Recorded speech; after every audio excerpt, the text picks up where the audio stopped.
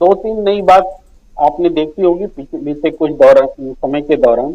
एक तो आदिवासी वनवासी, तो भारतीय जनता पार्टी के तमाम नेताओं को आदिवासी बोलना पड़ रहा है।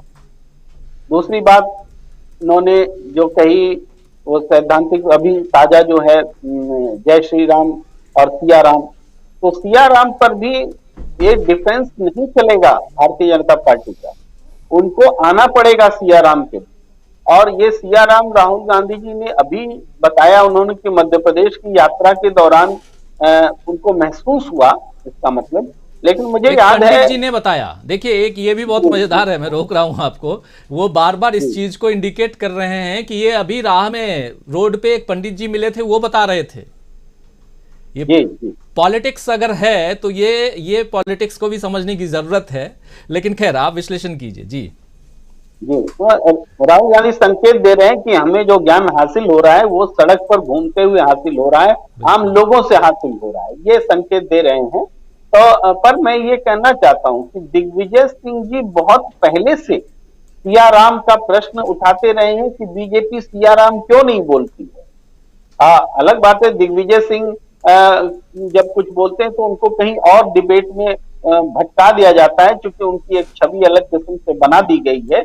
लेकिन अब वही राहुल गांधी जी वही बात कह रहे हैं, लेकिन अपने अंदाज में कह रहे हैं कि उन्होंने जनमानस से ये बात, ये विचार अपने आप में लाया है और एक ऐसा चैलेंज रख रहे हैं, ऐसा सवाल रख रहे हैं जिसका जवाब देना जरूरी होगा, और इसका जवाब नहीं देने से भारतीय जनता पार्टी और संघ के लोगों की मुश्किलें बढ़ती जाएंगी।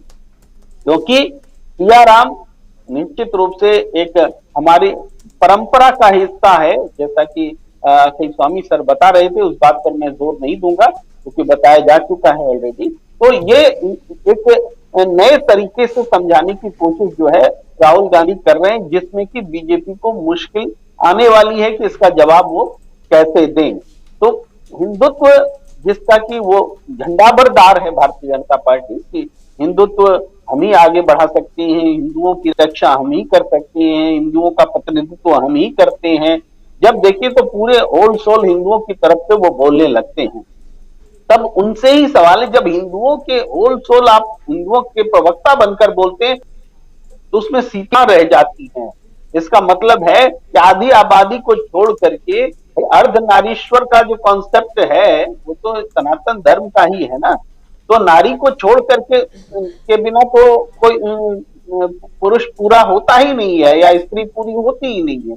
तो ये जो समझ है, इस समझ को उन्होंने रखा है और मजबूती से रखा है। राजनीति में इसका मतलब है, क्योंकि धर्म को भारतीय जनता पार्टी जिस तरीके से राजनीति से जोड़ती रही है, तो उसका जो छूटा हुआ पक्ष है, उसका जो विकृत हो रहा पक्ष है, उसको राहुल गांधी सामने ला रहे हैं। ये राहुल गांधी के बोलने का इंपॉर्टेंस है और बीजेपी को इसको मानना पड़ेगा, क्योंकि इसमें यह भी दिखाया जा रहा है कि संघ जो है स्त्री विरोधी है।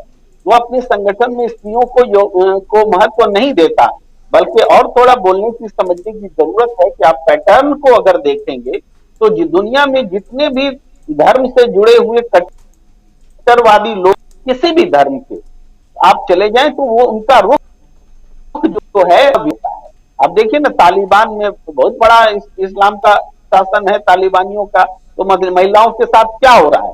क्या हमारे देश में भी आप मुसलमानों के जो कट्टरपंथी तत्व हैं उनका महिलाओं को लेकर के क्या रुख रहता है?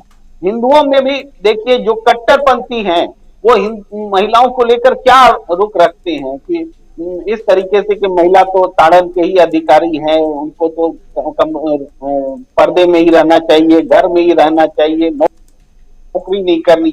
अभी हाल में अपने बीजेपी नेताओं को सुना भी होगा कि पढ़ी लिखी लिव इन में रहती हैं, कम पढ़ी लिखी महिलाओं से सीखना चाहिए कि महिलाओं को वो समाज को जी विकृत कर रही है, यानी वो महिलाओं को शिक्षित करने के भी विरोध में चलेगा।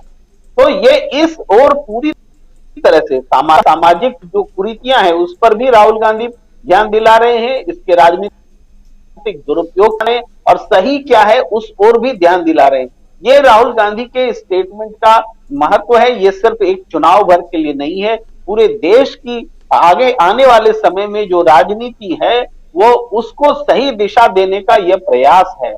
यही राहुल गांधी के इस स्टेटमेंट का महत्व मुझे लगता है। जी बिल्कुल।